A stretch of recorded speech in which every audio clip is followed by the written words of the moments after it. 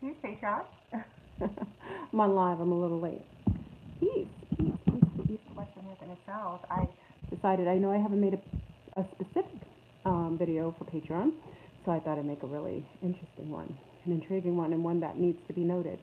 So anyway, I know no one's here yet, but you will see this later.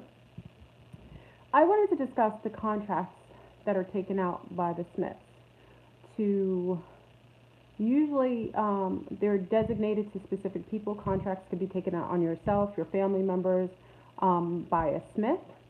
And usually, when a contract is taken out, it's usually to cause some sort of upheaval to divert you from a path of enlightenment. Usually, it's to cause chaotic residue so that you're unable to be able to get out of situations that may be feasible for others if your peace of mind isn't necessary for them to accrue whatever they desire. Now, why I want to discuss this important topic is because in the matrix, there are many different types of entities that interact with us on a regular basis. Some what would you consider to be light beings, beings that are some say angels or those who are of the light that bring frequencies of support, nourishment, and love. Um, they usually are reminiscent of previously passed family members, sometimes that take that angelic role. Sometimes there are certain beings, galactic beings that connected to your gene pool, beings that had seeded you or that you seeded, that actually take on that angelic light being field, which actually utilizes their frequency to help support you or to use you energetic wise to go in directions that are much more feasible to allow for you to have a feeling of support and love and assist you in those arenas where you might be stuck or losing your way.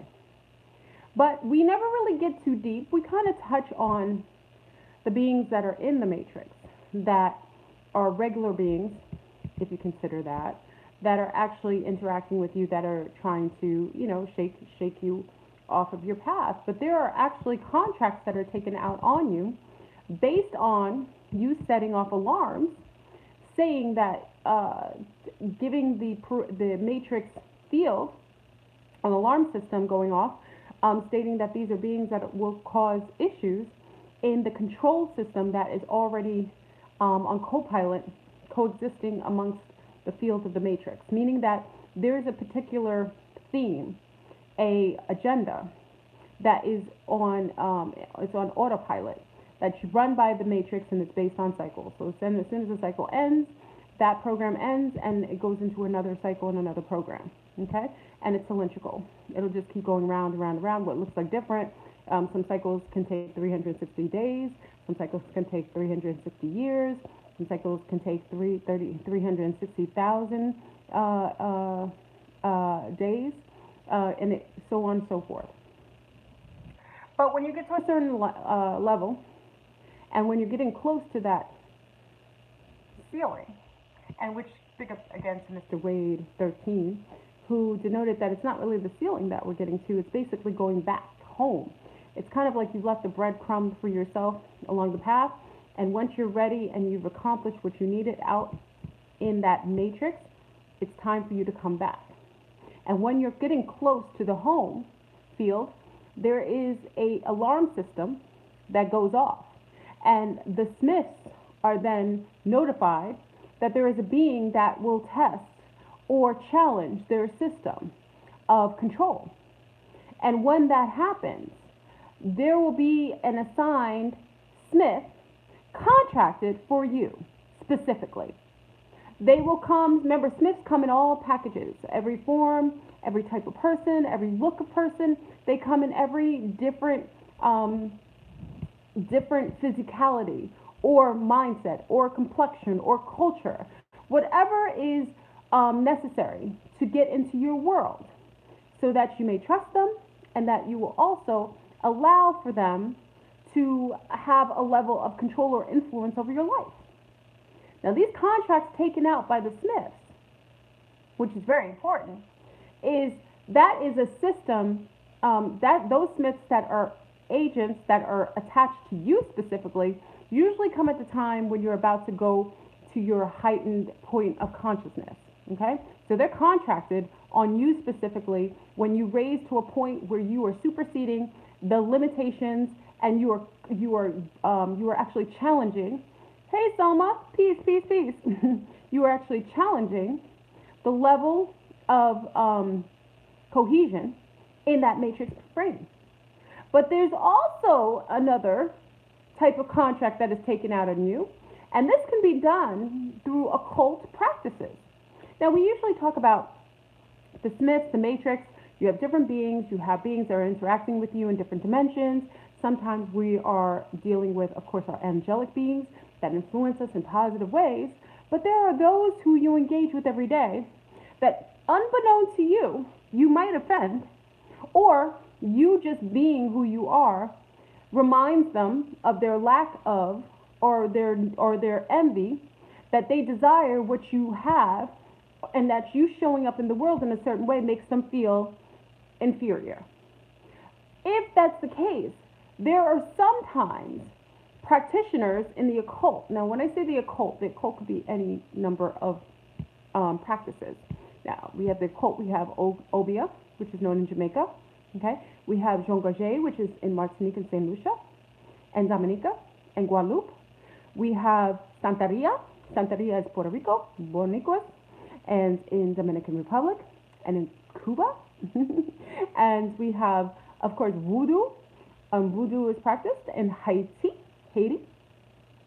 We have Hoodoo, which is a derivative of Voodoo, and that is located in the southernmost states of the United Snakes of America. That's Nolens, Mississippi. What is that? Some parts of Georgia. Practice is usually known to the southern hemisphere of the United Snakes. Then we have, of course, what's the other one? Oh, baby on the brain. I forgot the other one.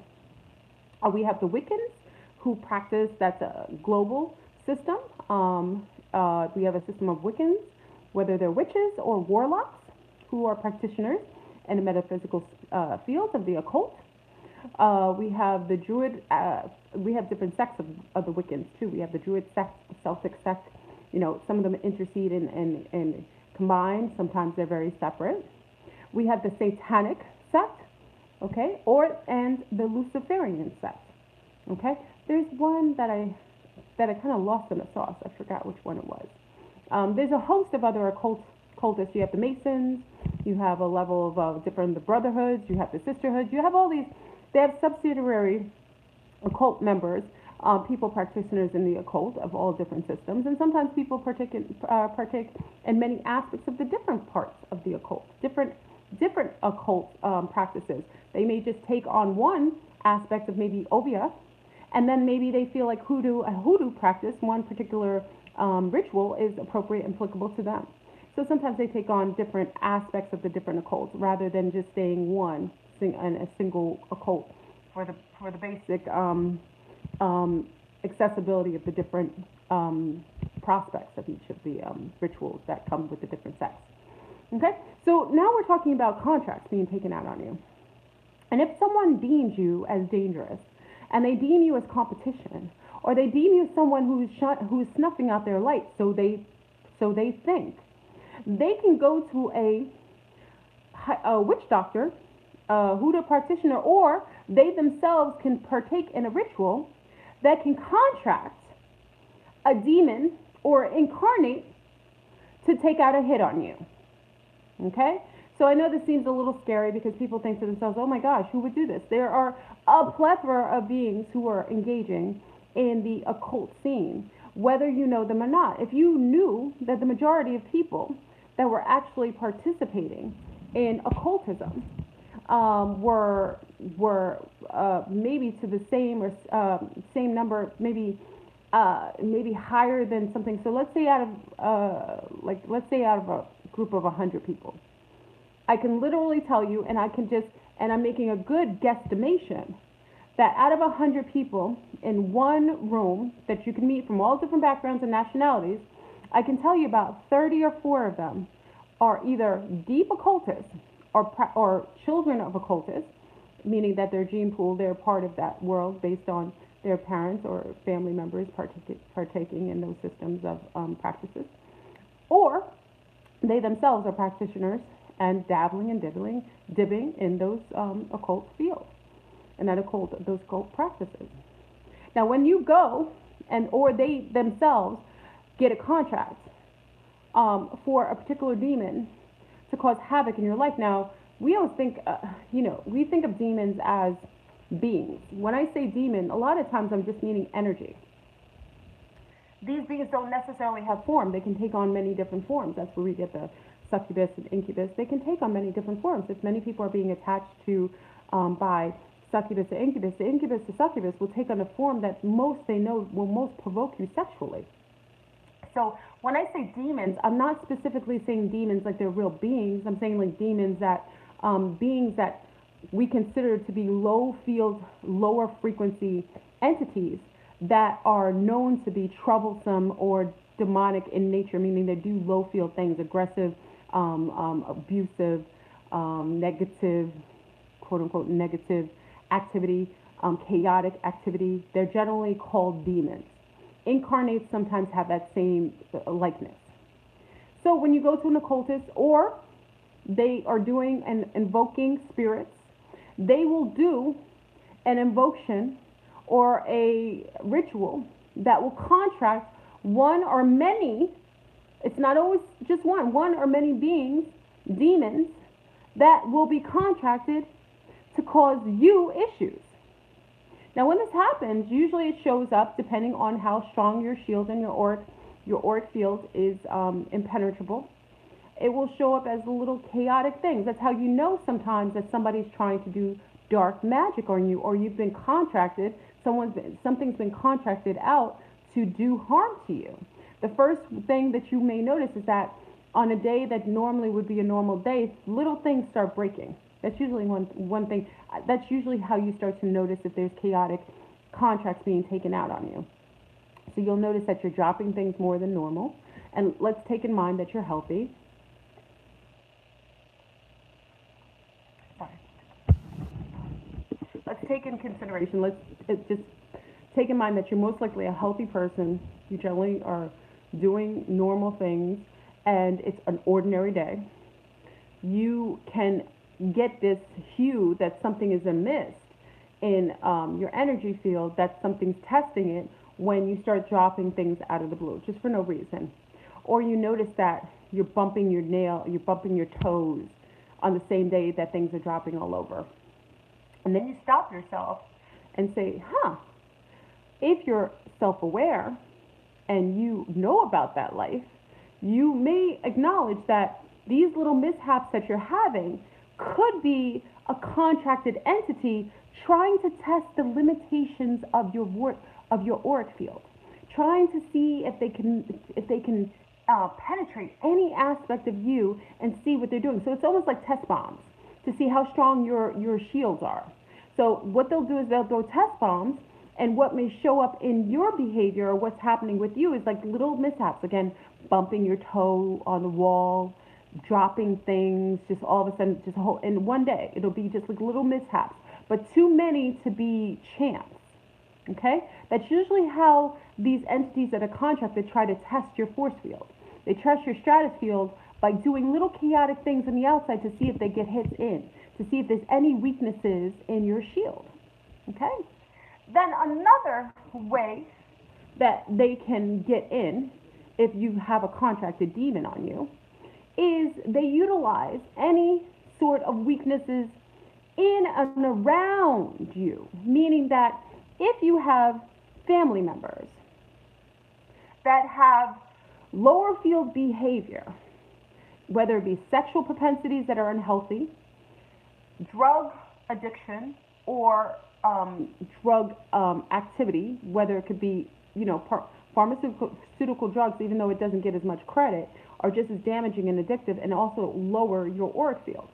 So drug addiction and your family members around, alcoholism, if someone's very sick, meaning that they have some sort of physical ailment that they have, they have an ailment, then sometimes what the entity would do that's contracted on you based on another entity going to the occult or doing an occult ritual, or they've gone to a master practitioner and have put a hit on you energetically, and have a demon or a host of incarnates or demons contracted to do a hit on you. Now, if they test your outer field, they don't see it's permissible, they will look on the outside of your perimeters and see what's susceptible to mess with you, because it's not always you that's necessarily susceptible. It's things that you're around that make you more permissible for attack. So what they'll do is look for the closest family member or being or mate or someone or something that has an allowance to influence you and to cause chaos from the outside. Remember, chaos is not always caused from the inner world. Sometimes they'll cause it from the outer world to break down your auric field. Okay, so let's say you have Aunt Betty, right? Who's this is iced tea. You know, I make my iced tea. Hold on. Oh, I love this. You know, I make this with celery sap and I always, what is it? It's another herb that I use. I use it. Oh, I say it all the time. Moringa with lime, fresh lime. I love this. And maple sugar. Okay, so let me get back. So you have a contract on you. They can't get through you. You've bumped your toe. You're dropping stuff. They're trying to test you, but it seems like your auric shield is the bomb.com, but you've got Aunt Betty on the side who's drinking the yak on a regular basis, and she has a bad addiction. And when she's addicted, it makes her lose some of her field. Her auric field has holes, little vortexes in her that allow for susceptibility. So though the hit is on you, your auntie who's clearly next to you, who you're close to, will be the one that they affect, that they try to permeate through, so that it will cause you havoc in your world. So what they will do is they'll attach to your aunt, cause her to do chaotic things. Maybe she'll start stealing from you. Maybe she'll start saying things to you that make you feel sad or make you feel depressed. Maybe she'll remind you of the bad things that's happened to you in your life that's connected to the family. Maybe she will do little things to cause you to have to always leave work early. Maybe she gets sick and she's always calling on you. So after a while, this auntie will consistently and perpetually begin to overwhelm you. And that in itself, because of the stressors, and because of the guilt, and because of the pressure, can lower your energetic field. And via the hit being taken out on you, they are working on auntie so that you are the one who's affected, that eventually will be susceptible, right, Selma? You'll eventually lower your energetic field and be susceptible for direct attack. Now, you remember, family, I said this to you with my father. I had my shield was foolproof, the bomb.com. When my father died, my auric field not only dropped, but it allowed for susceptibility for attack. And actually what was it about? I got attacked in the ether first by a male. We thought it was somebody else, but it wasn't. It was a male who was attempting to do some sexual acts on me. That was the first attack when my father first passed. And during that, it took about 6 months because my trauma of losing my father, who I'm a daddy's girl, and lowered the sadness, the mourning, the perpetual resentment of things that coulda, woulda, woulda been, guilt, a host of things that happen when you lose a family member, a host of feelings and feelings that eventually break down your security system based on your overwhelm. So you're no longer at your highest point, able to block and mute energies coming at you. It made me susceptible. So when one entity came for me, the other saw the opening, and that's, if you remember, I was in the hospital. They tried to poison me. A host of other attacks came based on the fact, like, oh, we found a weakness. Bam, bam, bam, bam, keep going at her. Those are contracts. Because though I may have had contracted demons before, that could have been contracted to come from me. They were testing out my auric field. It was too strong to permeate. And because I kept my outer world so crisp and clean, they were unable to go to weaker points around me environmentally to try to break down that field. So what they did is a lot of these beings are patient, and remember, a contract doesn't end until the deed is done. So a being that has taken a contract on you, and I say demonic, remember, I say that you can call them demonic based on their field and their frequency being so low. Once a being has taken a contract on you to for an attack, they will wait. However and whenever it is that you have a susceptibility to being taken down. Okay? And that's why it's very important. We talked about this a lot, is that I learned this from my sister-in-law, my previous sister-in-law. She used to go to alcoholic, I couldn't even say it, Alcoholic Anonymous meetings. And I remember one day she said, "You want to come?" I was like, "Yeah, absolutely." I never saw a meeting before. I didn't know what they did. She was talked about all the time. I thought it was cool, people getting together and talking about the things that trigger them and bother them. I'm all about that kind of counseling and that kind of bonding. And I went to the meeting with her, and the first thing they talked about was people, places, and things. And I thought it was so relative to everything. It didn't have to do with alcoholism. It had to do with frequency. It had to do with upholding your frequency in a healthy way. It made sense that people, places, and things, if you're going around places that have susceptibility of low field actions and behavior, it's going to affect your energetic field. If you have people around you who are heightened or lower in frequency, it is going to eventually affect your auric field and allow for susceptibility. So let's go into contracts of the Smiths. Right now we're at a heightened level of energetic energies coming back. Bam, bam, bam. They're coming and hitting everyone. Everyone's being affected by the energetic field. It's beautiful. Everyone's fielding up. Everyone's leveling up. But because of that, like I said at the beginning of the video, there's a red alert that goes off in the matrix. And the Smiths are notified. And personal contracts are taken out on you. Hits are taken out on each person that they feel is getting too eliminated. Hey, peace, Nora. Peace. Personal contracts are being taken out on each and every person that is causing ripples and waves in the matrix. And when these hits, these contracts are taken out on you, what happens eventually is they home in, and of course, on you, and they are going to attack those levels that you are affecting. Now, if you notice, there is a heightened level of attack on YouTube, which is interesting. I thought it was just me, but it's all relative. If you notice that, about, what was it, a month ago, there was a young lady who was accused to going shooting people. I think many of you heard about it. She shot out, she killed a couple people working for YouTube. They said it was a woman. She was, I think she was Arab. Was she Arab? She was Arab, I believe, right? I think they said she was Arabian.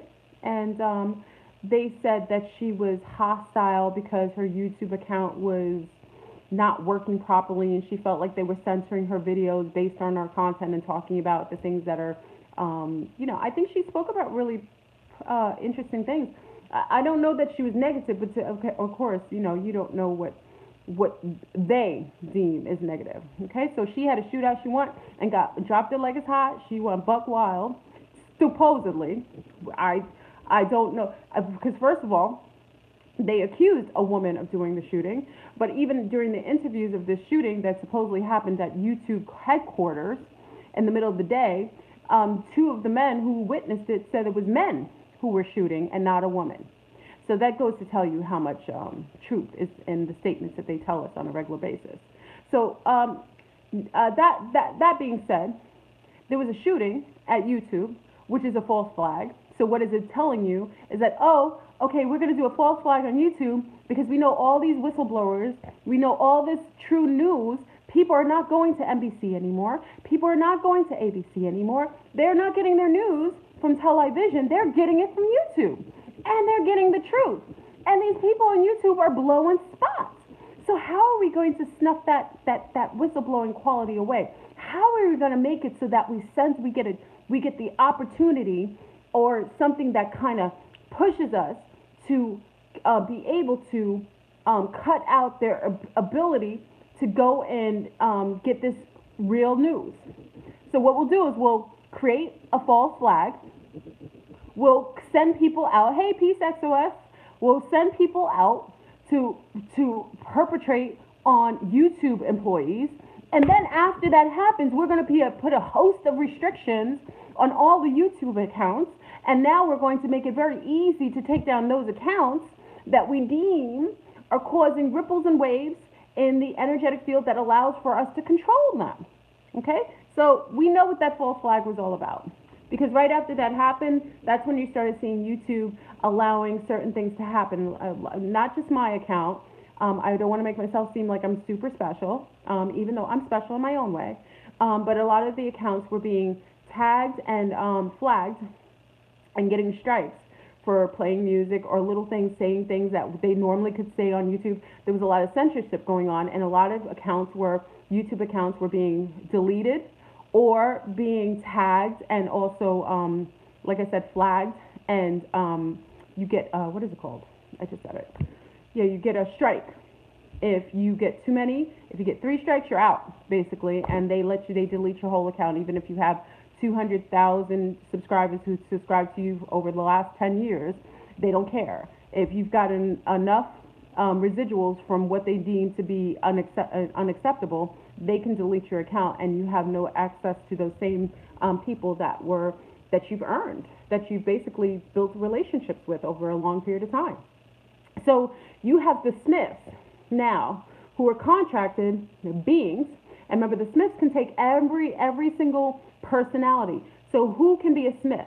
A Smith is a person who's either a holographic being or an empty seater. Okay? Holographic beings are easier because you don't even know they're not real. They interact with you. They're co-pilots. Basically, they're co-pilots. You answer, they say something to them, they react. You have a conversation with them, they have a reaction.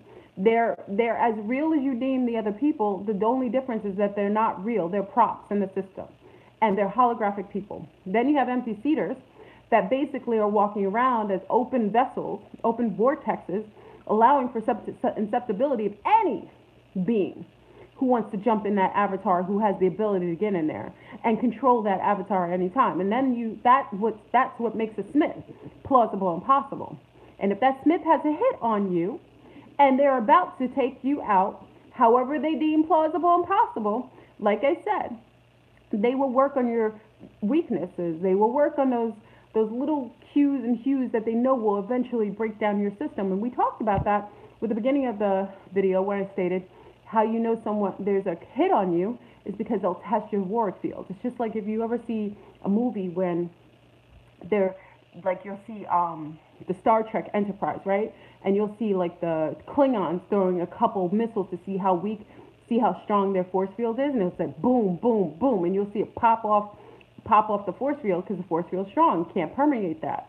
So they say, okay, we don't see any weaknesses. So that's what happens when Smiths or any contracts are taken out on you. They will test your auric field to see weaknesses, and it'll come out looking like little accidents, little falls, little things falling down. Yes, test the shields. You stub your toe, you burn your finger. Those are little things that are things messing with your auric field, trying to test you out. Now, what happens is sometimes if there's a little opening, excuse me, when there's a little opening in your auric field, very tiny one of the sea stars, speaking to one of our sea stars, I think what was her name? I forgot who said it. She had a fall, okay, and broke an ankle. And they utilized that as a way to get into her. When she did that crack, I think she stated it was really wonderful how she has self-awareness. She knew that break in her ankle caused for allowance of beings, whatever beings she had. There was a contract on her coming in and causing more pain, more frustration, more medication being administered to her, further lowering her auric field allowing for more inceptibility. Because remember, even if you get a contract of one Smith, more will come. It's like a virus. If one gets in and it sees that it's breaking down and it's winning, remember there's other team members. They'll do a tag off, and other Smiths will come in and try to finish the job. So just know that it starts off as little things, but if ever you get hurt, they will utilize that as time and a momentum to be able to get in there and to be able to crack down the auric field, break it down to allow for a bigger hole, bigger vortexes to be in your auric field, so that they can have different entities attaching to you, working on you at the same time to make sure that hit is done, that hit is successful. Okay? And again, when we talk about the versions of the occult, you have many people, and like I said, I gave an example of 100 people in a room. There's about 30 or 40 occultists. They did a census on this.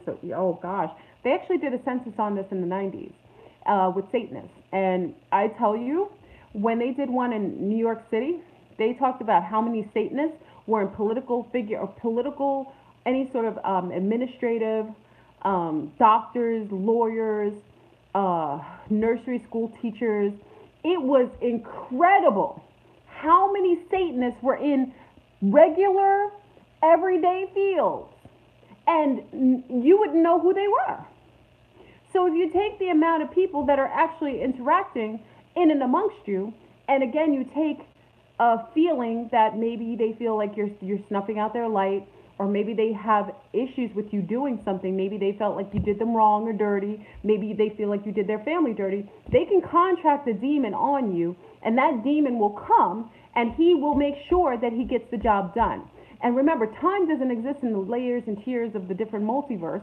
So if they're working on you, that's another thing. They may go and dive into another aspect and another reality of you, because remember, this is what's happening now, is that we are now going back to 0 point, meaning that the multiverse is, and everything's condensing and everything is going back into one. That's where we're getting the layering effect starting to close in. That's why we're getting the Mandela effect, because all of the different layers and different dimensions are starting to come together. They're starting to collide. And as they're colliding into one another, folding in on itself, what happens is that different aspects of you will get the hit if that aspect of you in another timeline is susceptible. So the hit, though it is another version of you, still can permeate and affect you here, which is why when the Mandela effect happens, you get little pieces of the puzzle coming in different ways, because different versions of yourself are meeting. So one takes the field, and as they merge, they'll condense into one. And then you'll feel the residue of whatever's occurred with that. Like I've told you before, I'm with my ex-husband in many of the different timelines. This is, I think, one of two. I'm not sure, because you have different layers.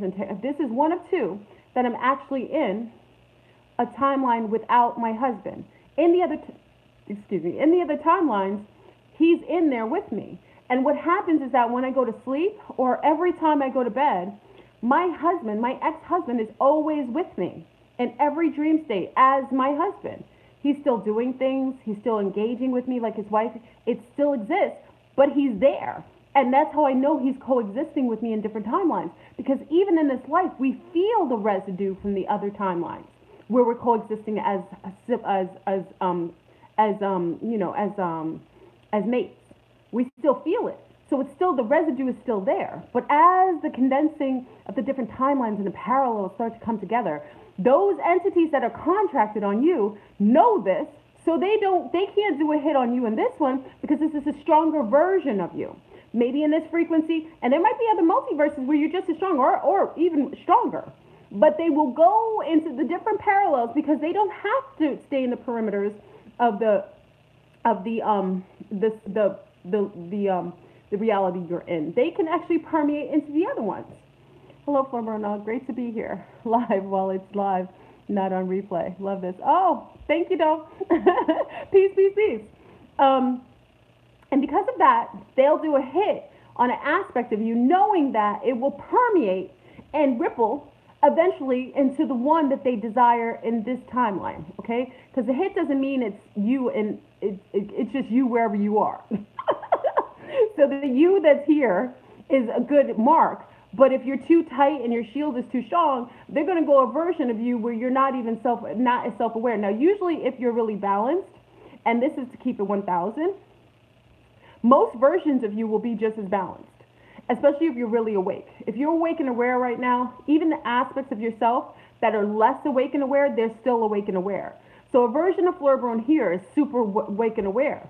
Self-awareness I have here. But I bet you when you go into the other parallels, I have the similar, not the same, a similar self-awareness because it is part of my oversoul. Excuse me, hold on. I love this tea. You know what, but it makes my mouth dry. Even though I drink it, I love it. Okay. It actually permeates even aspects of myself that are still self-aware, but there are ones that I probably am aware, but lesser. And maybe doing things that are not in alignment all the time, so it allows for susceptibility. So when I'm contracted, when a Smith is contracted for you, they can go into a lesser version of you parallel and affect it, do a hit there, bam, and you get residuals from it. And that could also be why you bump the toe, or you drop something, or something breaks in the car. Those are all chaotic energies. What shows that everything's relative? Those are chaotic energies.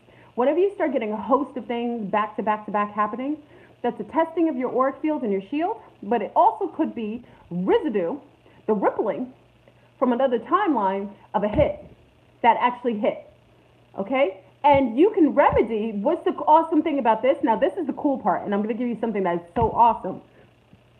This is the cool part. Even though you had a hit in another, and you're feeling the hit in the other timeline, you can remedy it as the higher aspect of you and remedy it and hit them back from that arena. Because remember, we're condensing. We're overlapping. So just like they affected you with the rippling effect, you can just as affect them. So that's the fairness and balance in the matrix with this unfolding of time and time overlapping and condensing and coming back into 0 point. You have just as much influence. Actually, the higher self of you has more credence and ability to deal with the hit for your other aspect of you. And that's where sometimes you represent your angel. Alchemy, yes, yes, yes, Nora, absolutely. You actually are your angel for you in another life. So the angel that you represent in being higher in self-awareness, you're the angelic being that is taking care of the other aspect of yourself. And the other aspect of yourself may not know what that is. It just knows that it's a being that's protecting them. And they don't realize it's an aspect of them, which is you, which is all you. It's just like the ETs that look above. And most people think that the ETs up in the sky are separate beings. And they don't realize it's an aspect of themselves looking down on their ancestors, which is you, which is them. It's all interrelated. It's beautiful. So if you understand that it's all self, then you know that you have the ultimate control. And just like you're the self-aware person, let's say it's Nora, you're the super self-aware one, then there's a Nora that's like super Nora. So the super aware Nora, there's a super version of you, which is superseding even your level of consciousness right now. And that being is also working on doing ripple effects because it understands that Nora, that aspect of Nora understands that if she's getting little residuals, she knows it's coming from somewhere that's trying to permeate something. So she will just act and she'll be able to remedy other aspects of herself. It's wonderful. The merging is beautiful. People who are scared of the merging is actually what we want. It's likened to us leaving our mothership and leaving crumbs as we go further and further out in exploration, exploring our new environment, meeting new people, new tribes, going further and further away from home. Then we extend so far out, so far away from our mothership. We hear the homing device. Remember we talked about this in Wave 13? We hear the homing device telling us it's time to go back. And then we say, okay, I'm going back home. It's time for me to turn around. Hey, everyone, thank you. I'm grateful you joined me. I'm going to go back home now.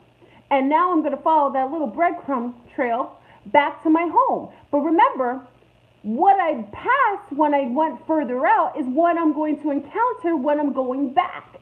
So this is the answer also. Don't start none, won't be none. If I was a pillager or an abusive type of narcissistic being, even in our incarnations, if I've done harm, this is where the new cycle comes on, and it's all relative. What you do, you is your karma. If I've done harm to people trying to extend myself and going further out, and I killed people, or I colonized their land, or I abused them, or I beat people, or I hurt their children while I was exploring and going further out, I have to meet upon those actions that I did, those deeds, as I go back to try to get back home. So I now am exposed to, and I am now seeing the remnants of what I did um, each time I'm going back to where I came from. So maybe when anytime I'm on a phone, this happens. Oh, I gotta start doing it on my. I have a laptop and I do it on. I just don't know how to do everything on my laptop yet. Go figure. Anyway, so you're going back home. So let's say I was in Ireland, right, in a previous life, and I raped and pillaged the villages and burned them up. When I'm going back towards my home, as I'm retracting back to my home, I meet upon the same karma debt, the debt that I've accrued by doing harm to those people. So now I'm going to meet the people that I did dirt to.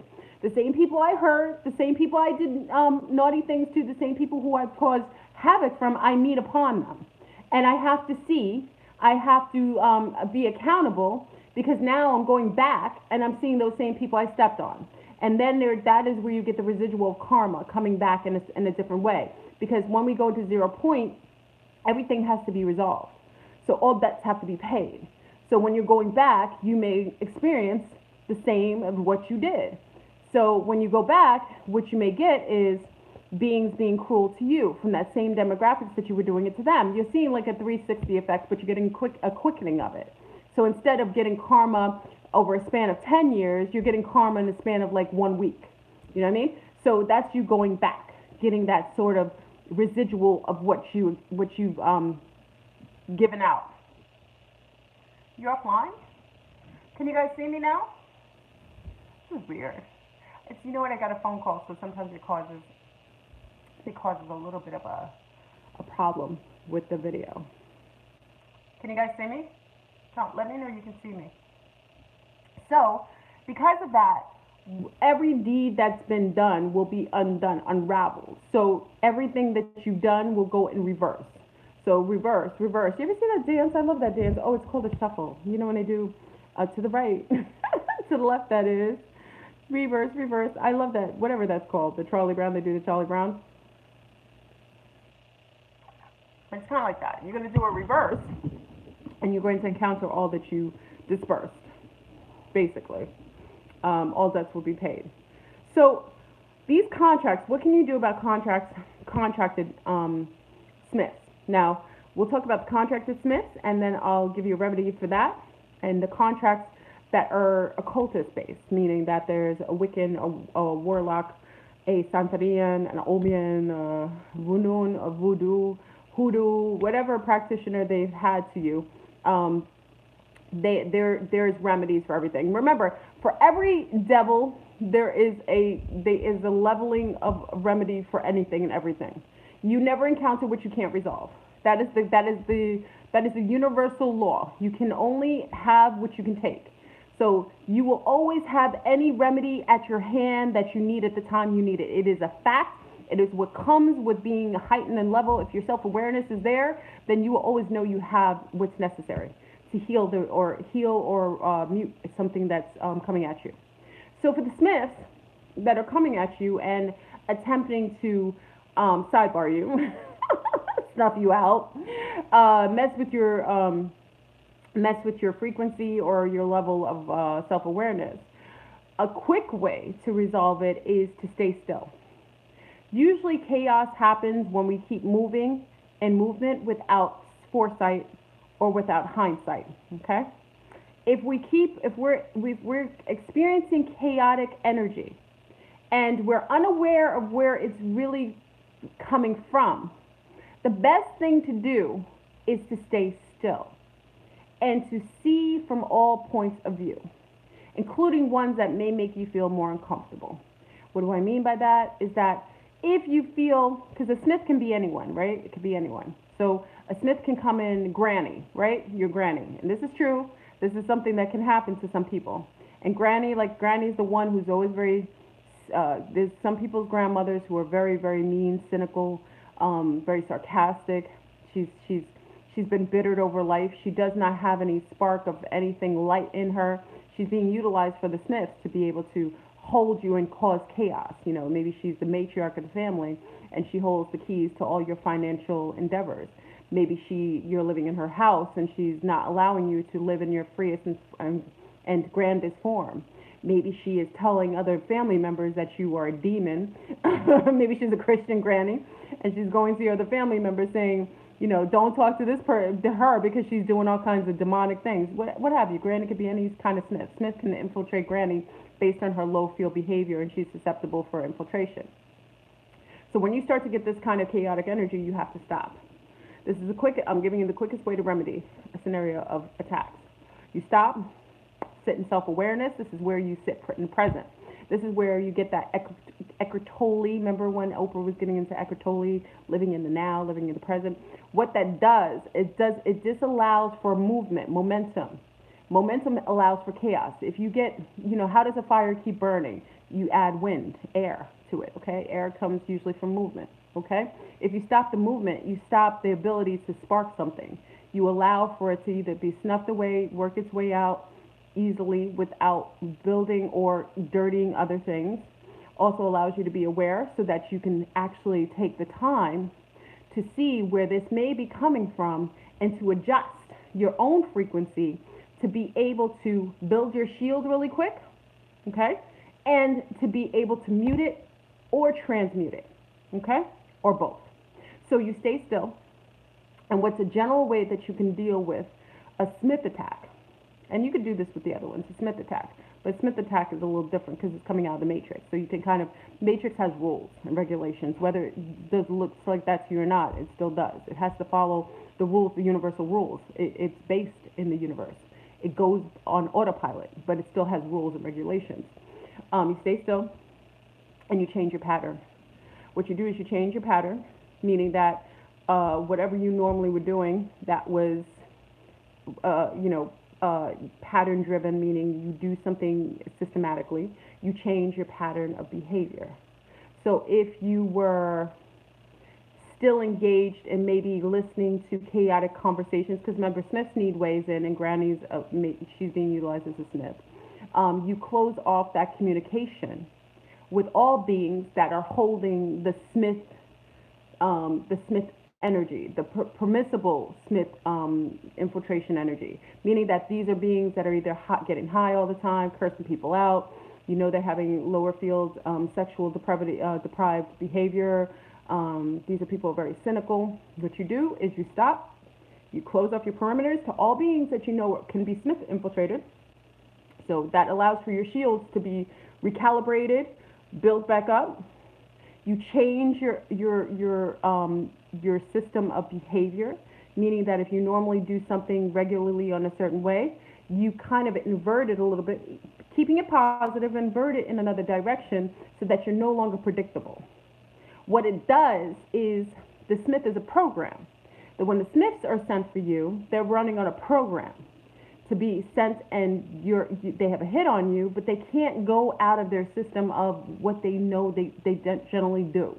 They're working on a system that usually works on a pattern of behavior. If you stop, close off your borders to all those, close the borders. You know how Trump is talking about closing the borders? No, you close your borders to all beings that are in that field that are susceptible for infiltration, and then you change your pattern of behavior because now they can't see. You're not moving, so they can't see, and now you've built up your shield, so they can't really see what you're doing. Your pattern of behavior is no longer in the same way, so it's not predictive programming. They can't really adjust to that as quickly as you can move away from it.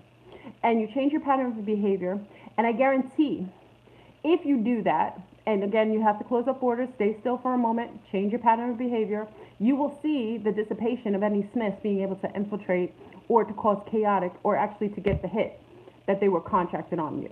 Okay, those are for Smiths. Smiths are, like I said, those are more matrix-based entities based on programming, and they usually follow the program, to the T. They can diverge a little bit, but rarely do you see it. Smiths are very, they're geared. They usually hit because people do patterns of behavior, and generally, human beings, like to keep patterns. We generally like to keep like if I like to go to Starbucks, I like to go at a certain time of day, right? And even if I try to change it, I'll still do that same day. I have a pattern of behavior that could allow for susceptibility because they can predict what I'm going to do. But if you take away from the predictability, the Smith won't be able to find you, okay? Because you changed it, and you're not allowing them to get in for the hit, okay? So that's a remedy for the Smiths. Okay, I always like to give you remedies. I never want to just tell you the problem. I want to give you something to resolve the problem, right? What's the point of talking about it if we can't be about it? So let's go on to the occultists. Now that's a whole nother beast, literally. Now the occultists are working with different beings, okay? And depending on the field of frequency of the beings they're working with, that's the amount of angst you have in the attacks that will come for you. So if you have attacks on contracted demons or incarnates that are contracted by occultists, you will have to be able to see in the realm of where and what is coming for you to be able to remedy it. This takes a higher mind, it takes a lot of self-awareness, and it also takes a little bit of patience to be able to discern so that you're able to not only mute it, transmute the energy, but with an occultist, you want to ricochet it back because it slows they will be less likely to attack you again if you take whatever energy was sent at you and ricochet it back. I always suggest with occult attacks, contracts done by demons and incarnates based on the practitioner that's engaged in it. You give it to them the way that they gave it to you. Discernment is like 2 full-time jobs. It is, Selma. Discernment. It's one of our superpowers. If we have a great amount of discernment, we can see through everything. We could basically drop it, pop it out. Everything that comes, like Wonder Woman. You ever see Wonder Woman? Remember her bracelets? I love Wonder Woman. I'm a woman of a certain age. Remember Wonder Woman? She was like, Wonder Woman. Psh, psh, psh. Remember, like everything was coming at her? Every bullet, she was like, psh, psh, psh. Wonder Woman is the bomb.com, boy. She did not allow anything to suscept you. She had her shields up. She had her bracelets block it like it's hot. So it's kind of like that with the occultists. Occultists a little more dastardly, and usually if you get occult attacks, usually, like I said, you always have what you need at the time you need it. Usually occult attacks happen because you're based in a world where you have an acknowledgement of the occult, okay?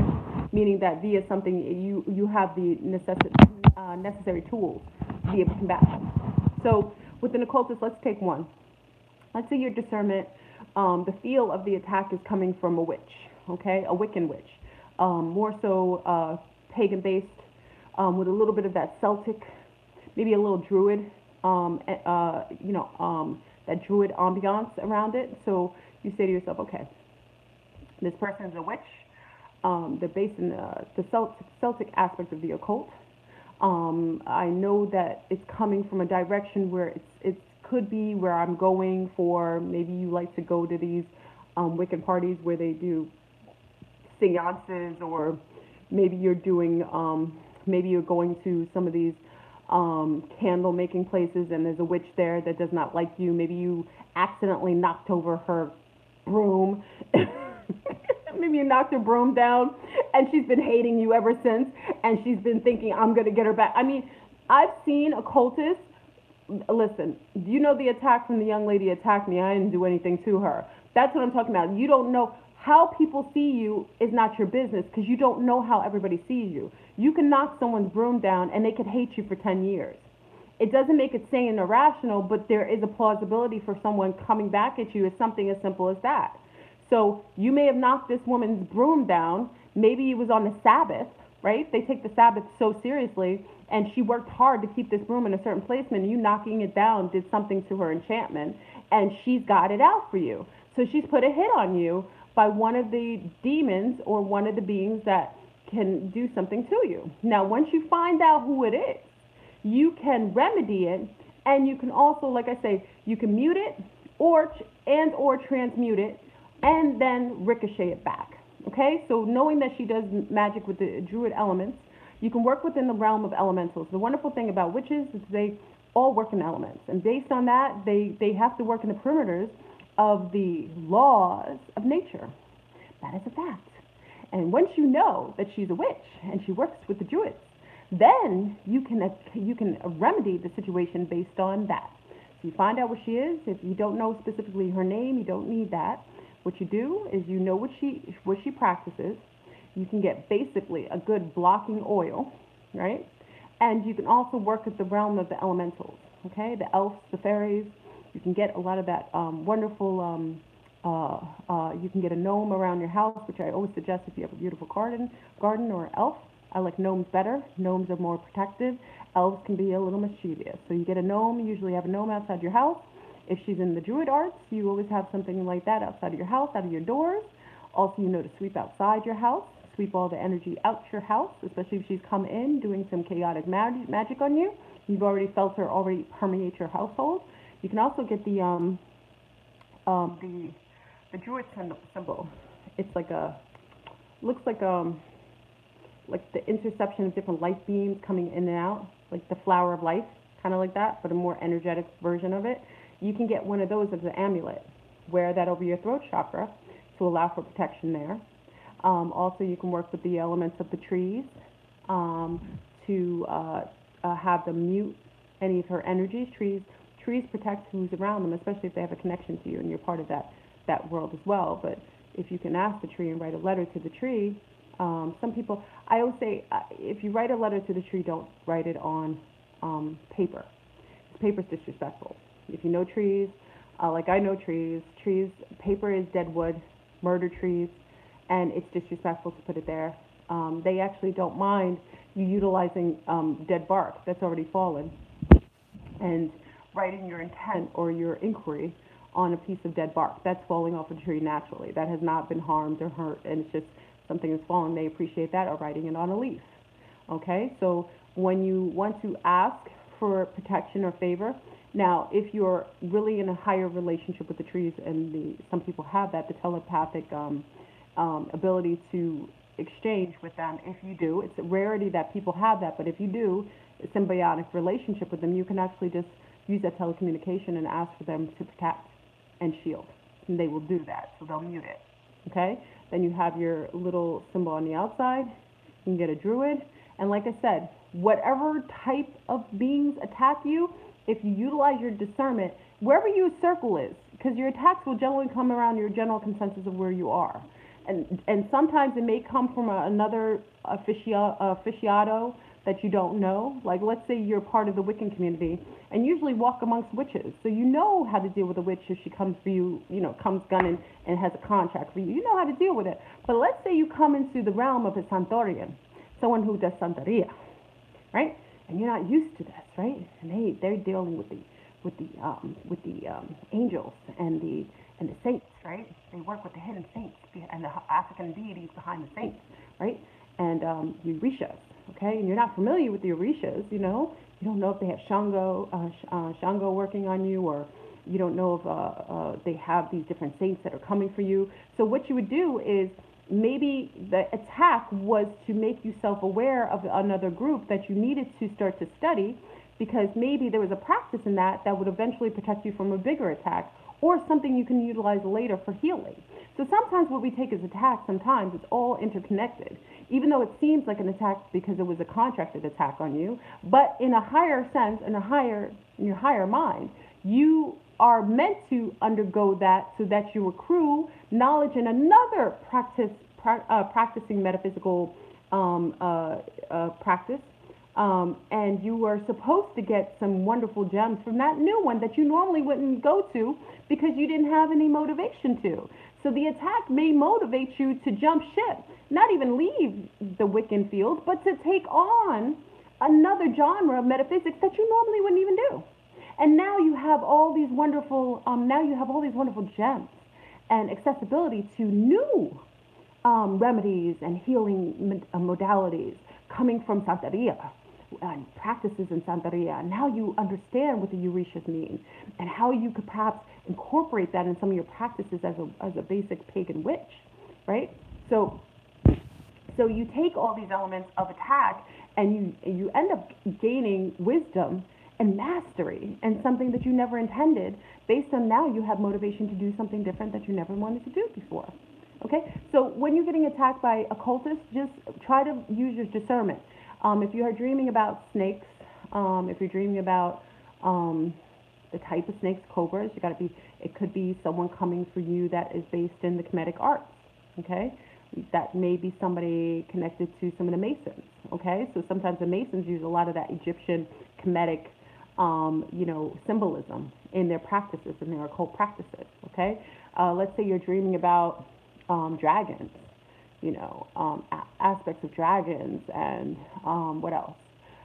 Things of that nature. You might want to start going into the field of knowing that the attacks could come from someone who's in the dark arts of the Asiatic practices, which we never get into the dynasty of the different dark arts that are incorporated in Eastern metaphysics and metaphysical practices, which is a whole nother genre that most of us never really touch unless we, again, get an attack. We feel it's coming from that genre, and then we start to dip into another world that we've not been accustomed to and start to learn all these wonderful practices and modalities that come from this new world that you got an attack from, but now you have access to their information as well, based on necessity. Okay? So I just wanted to make this video. I thought it was really important to talk on contracts by Smiths, contracted out Smiths. We get contracts on us all the time. You may not realize it because your shield is so strong. So every time you get hit, it might just bounce off your shield. But what if your shield is down? You want to have the ability to acknowledge that if something happens to you, whether health-wise, whether something happens in the family, maybe a trauma, what have you, would you have what's necessity? Would you have what you needed in order to remedy it? And you always have what you need at the time you need it. It is part of the universal fabric of where we exist. Remember, thoughts are things here. We're living in a holographic system. We create our own, we create everything outside of ourselves. Everything that we are interacting with is coming from our own formulated consciousness. We're projecting this. And some of us have made contracts with each other to coincide and interact with one another, whether we become the villain, whether we're the hero. We still have that aspect, whether we're protagonist in a situation. Okay? We take on these different energetic fields in the matrix purposefully in order to gain wisdom. And what may seem like adversity, again, is usually a gift. Okay? Because what comes with that is the acknowledgement and gaining the amount of intel in order to overcome a scenario. And once you overcome it, then you've gained the information to be able to do so, and then you gain the wisdom to be able to notice it and recognize it when it comes. Okay? So I hope this was helpful. I think it's important. I noticed that the hits, and everyone's getting it in different arenas. Some people are getting the little misses. Like I remember the other day, bumping my toe. And, I just know this from coming from a family of Jean Gagé. Jean Gagé is something that most people don't know about because it's done in Martinique, Guadeloupe, and Dominican places. We call it Jean Gagé. So whenever you bump your nail and then you drop things, hey, any guy, you drop things and you lose things, and it's just all on the same day, then you notice that it's less than coincidence, and it should be addressed just as if you get a achoo, like the beginning of a cold, right? What's the beginning of a cold? Achoo! Okay, you're going to ignore that, or are you going to try to remedy it before it becomes, you know what I mean? Remedy it before it becomes something that overwhelms you. Once you recognize and have a healthy self-awareness, you can be able to adapt and to be able to mute anything that comes at you, even before it gets to the point where it can permeate and cause any more harm. Okay? So I hope that was helpful. I thought it was so important.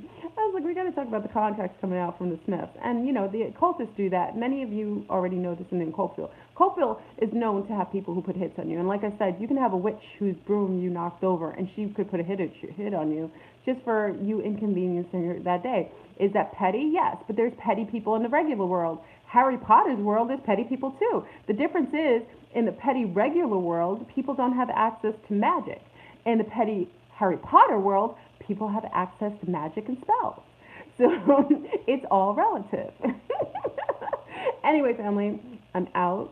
I'm going to actually go do some things. I'm going to prepare for, hopefully you'll join me tomorrow night. We're going to join Young Pharaoh talking about the hidden aspects of brown ATs and why they're keeping that a secret governmentally. It's going to be really interesting. All right, so have a wonderful night. Thank you for joining me again. I'll try to, I don't do Patreon as often because when I did the Patreon videos before, it was chaotic and a lot, the billing system was crazy. So I always make it so I'll make a few videos on